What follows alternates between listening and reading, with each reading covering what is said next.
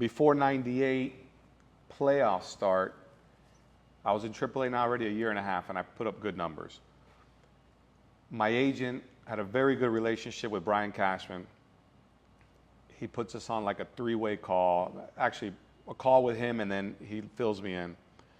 And basically, Brian Cashman tells my agent, Seth Levinson, this. He goes, the only way Mike is not the starting third baseman for the Yankees in '99 is if we go to the World Series, we win the World Series, and Scott Brosius wins World Series MVP. Because then I got to re-sign him. The Yankees go, they win, Brosius wins World Series. I couldn't believe it. I mean, I was happy because with a call-up, they told me, you're going to get a ring. I wanted the Yankees to win, but I was like, this guy can't be the World Series MVP, and he does it. But I literally remember telling Scott, I was like, man, going back to that interview when we're both there, I was like, I wish you were a dick, man, because then it would give me a reason to root against you. Yeah. But he wasn't. He was like a guy's guy. And so sure enough, they signed him to a 3-year deal. And the Yankees, one thing they do not do, they will not call up a young guy who's not going to play. I didn't want to go back to AAA for a third year because now I was going to be 25. Now age is like, man, he's not a 23-year-old prospect. He's going to be 26 the next year if you're going back for your age 25 season. So literally that offseason, Brian Cashman calls me and he goes, I promise you your minor league career is over. I'm going to trade you to a team and you're going to play. Now, you don't know if he's just telling you something you want to hear or not. And February 1st, he trades me to the Marlins. I'm literally in a pre-spring training like camp where they invited a bunch of guys. I'm in my hotel room, and my roommate is Clay Bellinger, Cody Bellinger's dad.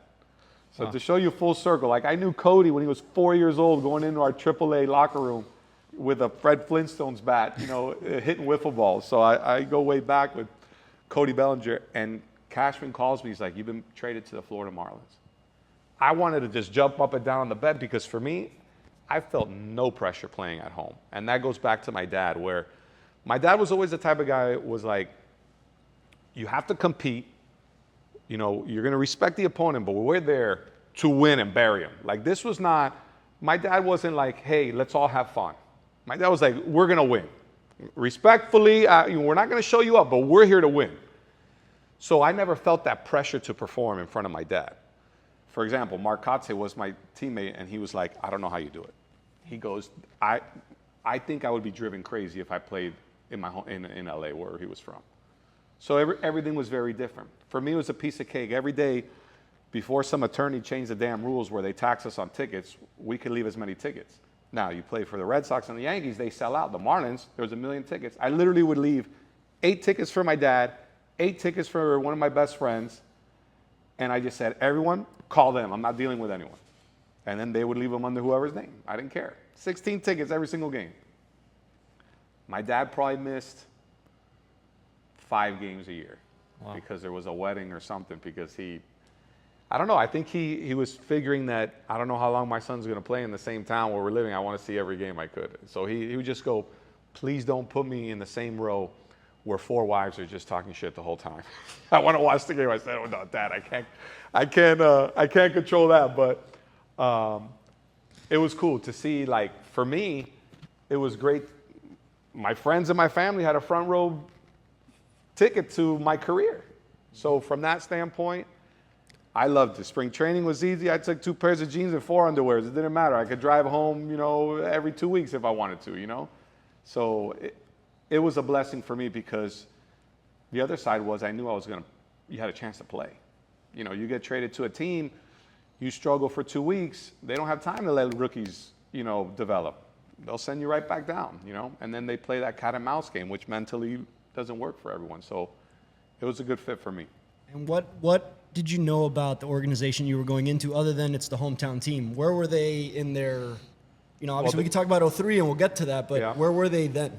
Well, they were in the middle of the sell-off, because they won in 97, and basically the whole 98 team were the Yankees. We played the Marlins a lot in, our AA division had the Marlins team. So I played in Portland it was Kevin Millar and Alex Gonzalez and all those guys I played against. So I knew the guys, but you also knew the talent level. I mean, it was basically a glorified AAA team in 98 playing against big leaguers. you know, and some guys got pushed. Why? Well, they sold off the whole World Series team. So I knew they were in a spot where, honestly, I viewed it as there was a lot of opportunity. Because at that point, when you're young in the league, do you want to win? Yes. Do you have goals of playing in the World Series? Yes. But you want to establish yourself, you know? And that's where I get back to, it's a little bit of a selfish concept it's a little bit of a selfish game within a team concept. So I felt like, hey, this is a pretty good opportunity for me and a lot of other guys to compete and win spots. And it ended up being kind of that way. Those teams, right? The 99 to 2002 teams, right? They were a fun team to watch, right? And I think that 2001, 2002, there was a lot more potential for them to take the next step. Talk about how you guys, Penny, D. Alex Gonzalez, Castillo, right? Beckett, growing up together in that system, played a part in not only the camaraderie that you guys had in 03, but how much sweeter was it to see that kind of pay off when you reached the ultimate goal, you know? Great point, because I tell people my most satisfying thing about the 03 championship was that Derek Lee, Luis Castillo, Alex Gonzalez, and myself were basically the same infield that got our asses kicked for 3 years. So it shows that you can develop and get better. And I think you look at that infield, and for me, the biggest travesty is that Alex Gonzalez never won a Gold Glove, because he was Gold Glove caliber every year. But it was 3 Gold Glove guys. I mean, I think the infield ended up being one of our major strengths. So that was a proud moment. But setting that up, I got to give credit to Dave Dombrowski, because in '99, Dombrowski has a meeting about 2 weeks before the season ends. He comes into the clubhouse and he goes, guys, there are a lot of spots here open. You know, when you're not a real good team, there's a lot of opportunity. I'm going to have a meeting with every single one of you guys and let you know what I think is going to happen next year. I'd rather be honest with you. And I was like, wow, you know, you don't get that all the time.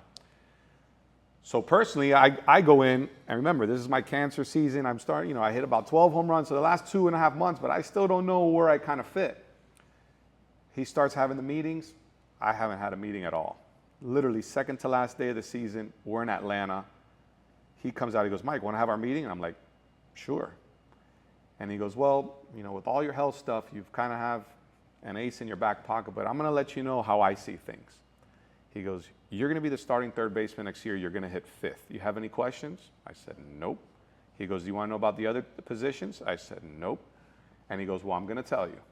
He goes, we're going to trade Kevin Ory before spring training starts, because I don't want competition in case you get off to a slow start in spring training and he gets off to a good start. Luis Castillo is going to beat out Craig Counsell. Derek Lee is going to beat out Kevin Millar, but we're still going to keep Kevin. We like his bat. Like that. Check, check, check.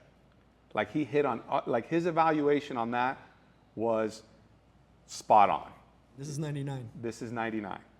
So, you know, he was a visionary saying, hey, I see this nucleus of infield that I think we're going to work with. 99, at the end of 99, which would go into 2000. So for me, like I hold Dave Dombrowski, I have had great relationships with basically the 2 major GMs early in my career. Cashman told me he was going to trade me, he traded me.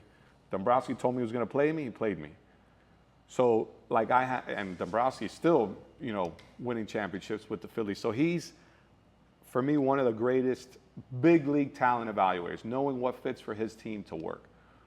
And I think that's what it was. You know, then you get Josh coming up, you had Brad Penny coming up, we had AJ Burnett, and a lot of these guys were kind of in the same boat, because AJ, I think, was in like the Al Leiter trade. You know, Penny was, I don't know, Penny's trade someone with Arizona, because I know he was Arizona's pick. You know, everyone was coming from her. Preston Wilson was coming over from a trade too. So, you know, we started having guys that were all in the same boat. Really, our veterans were Alex Fernandez, who was coming off a major surgery, so no one was going to trade for him because he was making big dollars, and Cliff Floyd. Everyone else was give or take 2 years, you know, of either service time or age. And I think that kind of helped us, because we all kind of went through growing pains together. You pick each other up, and man, it's really cool to see when everything comes together. Now, some guys at different levels, like Beckett was a different beast. Like his first start, you just saw that his shit was different. It was awesome.